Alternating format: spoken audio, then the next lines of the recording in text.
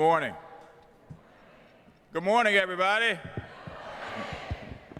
I am absolutely delighted to be here this morning to welcome you to the District of Columbia, which of course is our nation's capital.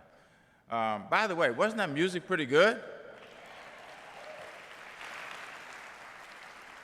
No, it may be 9 o'clock in the morning, but it makes you want to get up and start dancing, which I'm sure is exactly the sentiments that you all are feeling, even though it is early in the morning. I'm always honored to be able to share the stage with our outstanding Secretary of Education, Arne Duncan.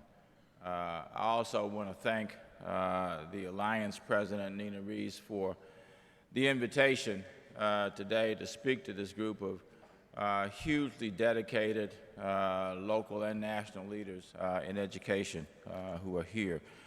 I also want to take a moment to congratulate one of our local leaders, Linda Moore, who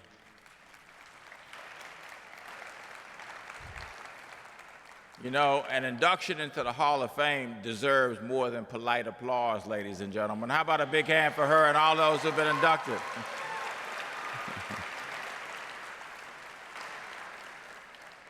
I note that the conference theme is delivering on the dream. And what you do daily to educate children is, in fact, delivering on the dream of a high-quality education that we all want for every child, don't we? I am especially proud of our charter leaders here in the District of Columbia, many of whom have played an important role in improving outcomes for our children. As the National Alliance has noted, the D.C. chapter law and the D.C. charter law is among the strongest in the country. And I'm continuing to commit myself to support the growth of high-performing charter schools here in the District of Columbia.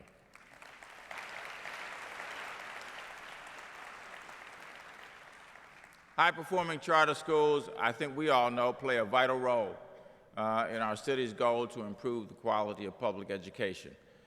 A full 43% of public school students in the District of Columbia now attend a charter school,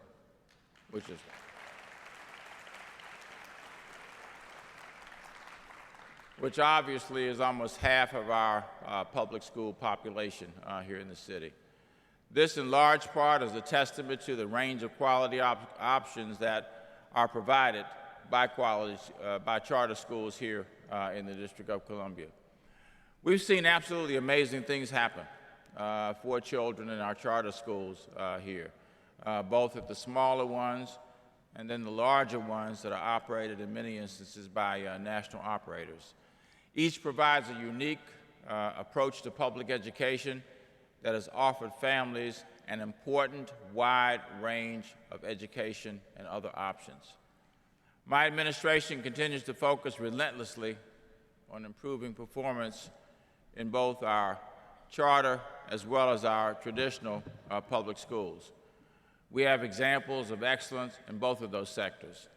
And we recognize that while we've made good progress, we have to scale up that success if we want our children to continue to improve. One way I've committed to do this is to make more public school facilities available to charter schools.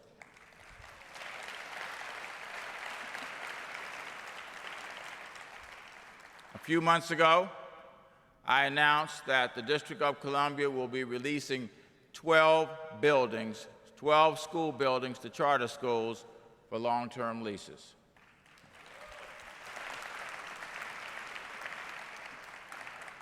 When we have a high-quality charter school that is willing to serve more children, we have to make those school buildings available to them. Another way I want to scale up excellence is by leveraging the benefits of charter autonomy to support traditional public schools, what we call here our D.C. public schools. I think the folks from here know that I recently submitted legislation to the Council of the District of Columbia to give our District of Columbia Public Schools Chancellor Kaya Henderson chartering authority. This will give the Chancellor an additional tool to turn around struggling schools and will give her a mechanism for allowing more autonomy for proven high-performing schools. I want to applaud the D.C. Public Charter School Board for its increased focus on setting a very high bar for well, there's at least one here, right? They've set a very high bar for approving new charters and holding existing charter schools to very high standards. The board is a national leader on this front and will be a valued partner as we seek to establish an authorizing function for the District of Columbia. Many of you are or will be important partners in this effort, and I want to state unequivocally that the Chancellor and I are committed to ensuring that any charter schools authorized by the district are of the highest possible quality. We want to continue to lead the country in quality authorizing, and I look forward to working with the charter community to make sure we do as we enter this new chapter in our educational life. As the district creates the conditions to allow high performers here to expand, I invite charter schools with a proven model of success who have yet to come to our city to partner with us. We want to work with you to provide more high-quality options for students and to continue to make the nation's capital a model for public school choice. I know that working together to take advantage of the assets of both our charter and traditional public schools, we can not only close the service gap, but most importantly, we can close the achievement gap once and for all that has plagued us for decades in this city and in this nation.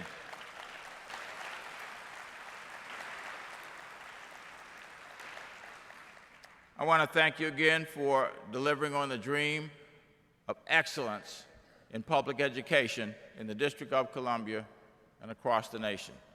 I look forward to continuing to work together to support great schools for all of our children and families. Let's do it, ladies and gentlemen.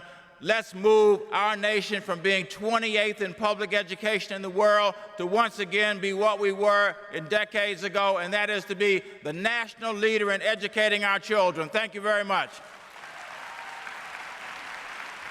It's a new day.